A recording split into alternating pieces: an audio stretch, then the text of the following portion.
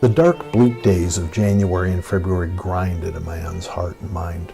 Horrible thoughts coagulate and bad decisions can be made. One such lapse of judgment started after hearing of the Arizona ScQRPions with their Fybo QRP Sprint. The idea is to take little radios into the field to see who's listening early in February. Not to give the story away, but in my view, few are listening for frostbitten guys knee-deep in the snow of a Minnesota park with an itty-bitty radio. My day's warm-up was participating in the Minnesota QSO party. That was in a well-equipped, heated shack. Happily confident in my radio abilities, I head for Great River Bluff State Park near Dakota, Minnesota. The park is 3,000 acres of bluffland towering over the Mississippi River Valley. It features grand views and, in the winter, beautifully groomed cross-country ski trails. It was a gray but seasonally moderate day as I wound through the park to its parking and picnic area. Some fog lingered over the bluff tops, producing horf on the shrubs and trees.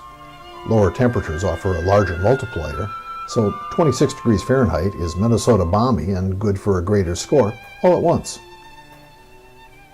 There were a couple picnic tables about 50 yards from the parking lot, a very short sight distance and a fairly long trudging distance. A significant percentage of the slog is through knee-deep snow. There's 18 inches of snow on the table. Gear falls into the snow, and snow falls into the gear. FYBO stands for freeze your butt off. No kidding. I sit and ponder why the hell I'm doing this.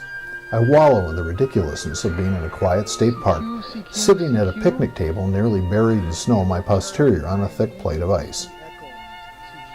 I hear a station calling for the Minnesota QSO party, so I give him a shout. And another shout. Pretty soon I'm just plain shouting. He's as 5'9" as a radio operator can be, and it's apparent I am not 5'9". I'm the radio version of invisible. Soon I am again melting the surrounding snow piles with my profanities and frustration.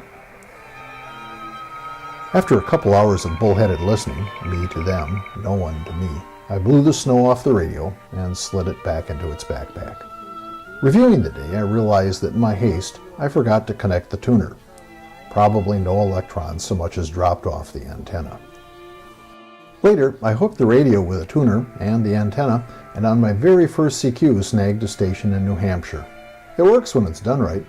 My confidence in radio and my operating skills is back.